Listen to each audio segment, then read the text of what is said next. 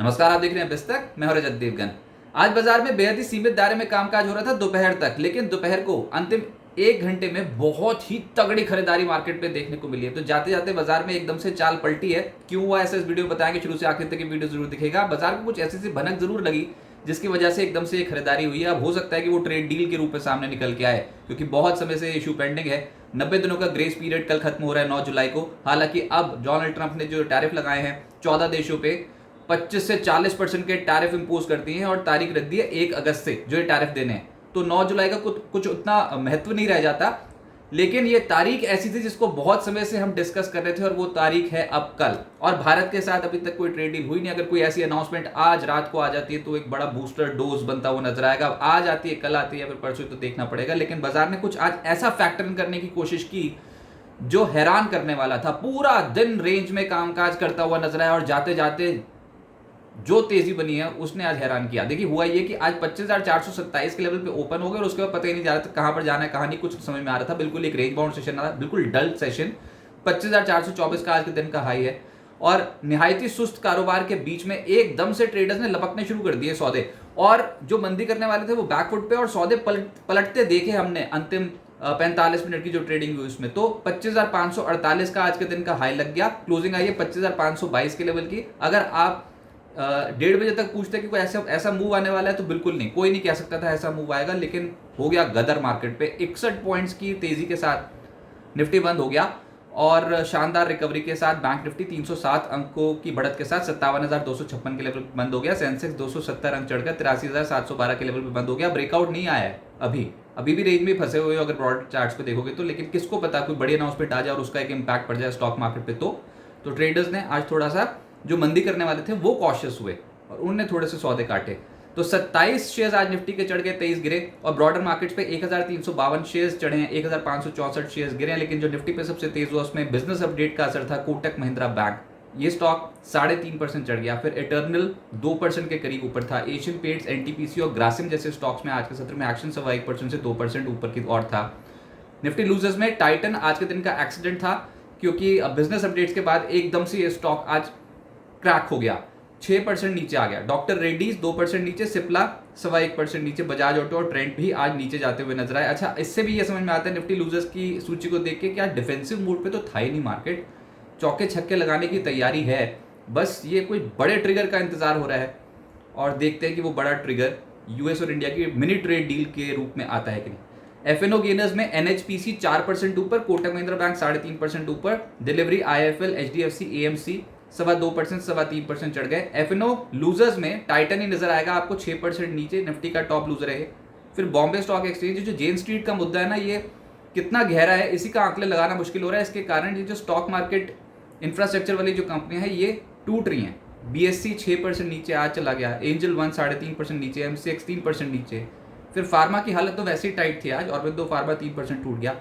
Mid cap gainers में आज textile से जुड़ी कंपनी आलोक इंडस्ट्री का स्टॉक चढ़ गया। इंट्राडे में इससे भी ज्यादा तेज था, लेकिन अल्टीमेटली 10.5% चढ़कर बंद हुआ है। गैब्रियल फिर चढ़ पड़ा और आज के सत्र में 7.25% ऊपर।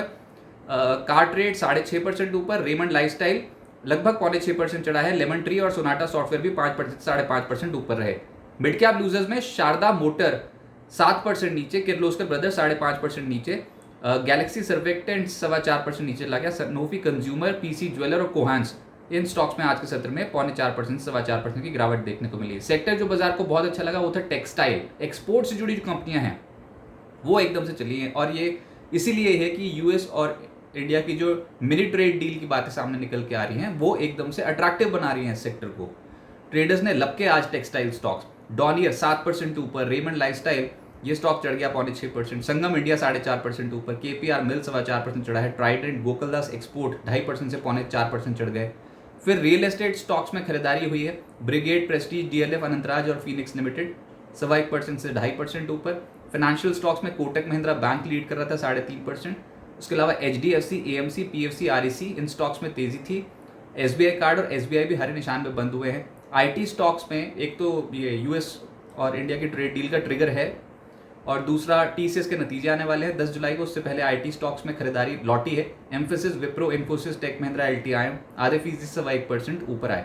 एनर्जी स्टॉक्स का दिन था जिसमें एनएचपीसी 4.25% चढ़ा है। एनटीपीसी, बीपीसीएल, एचपीसीएल इन स्टॉक्स में 1% से 1.5% के आसपास की तेजी आई।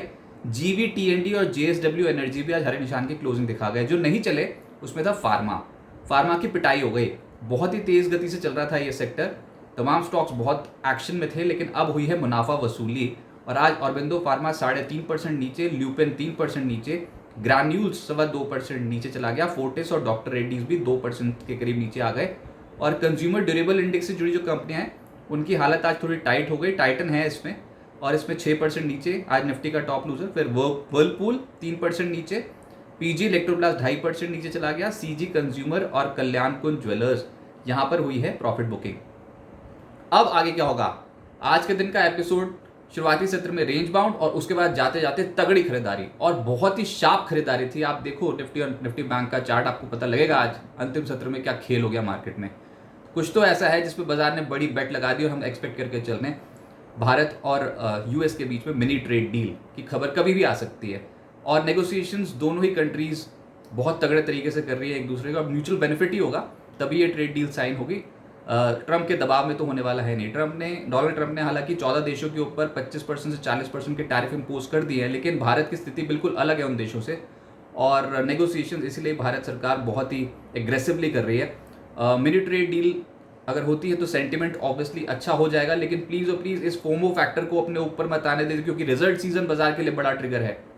ये ट्रेड डील होगी और ये बहुत समय से बाजार इसको पचाता चला जा रहा है। इनफैक्ट जब डोनाल्ड ट्रंप ने 90 दिनों का ग्रेस पीरियड दिया था जो कि कल खत्म हो रहा है, तो तब से लेकर अब तक तो बहुत ही स्ट्रांग रैली बन चुकी है। वो इसी उम्मीद में कि कभी ना कभी तो ये ट्रेड नेगोशिएशंस फ्रूटफुल होंगी और ट्रेड डील साइन करेंगे डोनाल्ड ट्रंप। और अब जब वो ट्रेड डील साइन हो रही है, जब एग्जाम आ रहा है नजदीक, तो फिर नहीं एकदम से एग्रेसिव खरीदारी हो सकती मार्केट में। ठीक है, ऊपर खुलने की क्षमता होगी मार्केट की, लेकिन उसके बाद कॉन्टिन्यूएशन होती है बाइंग, वो कहना बहुत मुश्किल है।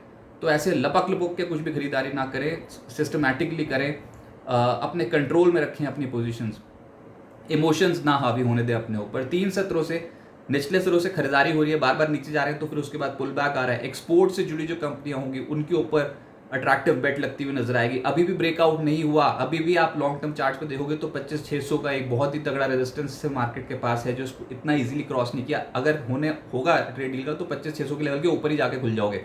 उसके बाद देखेंगे कि क्या सेल ऑन गुड न्यूज़ होता है या फिर बारीकियां क्या होती हैं ट्रेड डील की। ऐसी सारी चीज़ें मार्केट देखेगा, तो एकदम से एग्रेसिव होके नहीं चलेंगे, यहाँ से कॉशियस रहेंगे। 25,400 25,450 का एक सपोर्ट जोन रहेगा मार्केट के पास।